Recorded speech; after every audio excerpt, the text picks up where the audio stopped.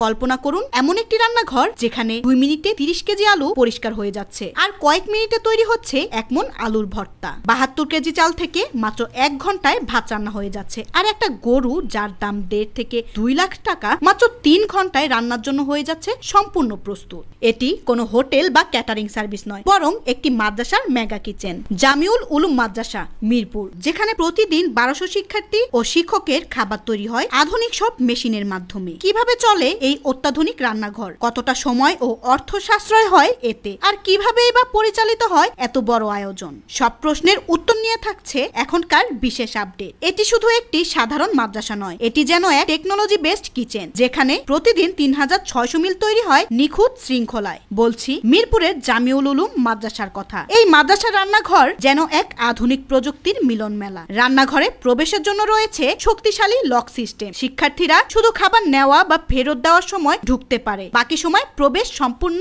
নিষিদ্ধ। প্রতিদিন 3 বেলা খাবার, সকাল দুপুর রাত, সবই তৈরি হয় আধুনিক প্রযুক্তির সাহায্যে। মাত্র 2 মিনিটে 30 কেজি আলু পরিষ্কার হয়ে যায়, যেখানে আগে 3 জনের লাগতো আধা ঘন্টা। এখন সময় বাঁচে, অপচয় কম হয়। 10 মিনিটে 30 কেজি আলু ভর্তা হয়ে যায়। স্বয়ংক্রিয়ভাবে মশলা মিশে তৈরি হয় মসৃণ পেস্ট। রাইস স্টিমারে 1 ঘন্টায় 72 কেজি চাল ভাত হয়ে যায়। 24টি ট্রেতে চাল দেওয়া হয়। নির্দিষ্ট পানি ও তাপমাত্রায় রান্না করা হয় নিখুঁতভাবে। আগের তুলনায় সময়, গ্যাস ও পানি বাঁচে, যা পরিবেশ বান্ধব বটে। সবজি কাটার মেশিনে মুহূর্তে কাটা হয়ে যায় পেঁয়াজ, আলু, লাউ সহ সবজি। গরু ও মাছ কাটার জন্য রয়েছে বিদেশি মেশিন, যা বাবুর্চিদের পরিশ্রম কমিয়ে দিচ্ছে অনেকটাই। এই রান্নাঘরের কাঁচামাল পরিকল্পনাও অসাধারণ। প্রতি সপ্তাহে 1.5 থেকে 2 লাখ টাকার একটি গরু কেনা হয়, যা 2 দিনের খাবারের জন্য ব্যবহৃত হয়। কোরবানির সময় 7 থেকে 8টি গরু সংরক্ষণ করা হয়, যা পরবর্তী কয়েক মাসের জন্য ফ্রিজে রাখা হয়। প্রতিদিন প্রায় 90টি লাউ, 1 মণ চিচিঙ্গা, 2 থেকে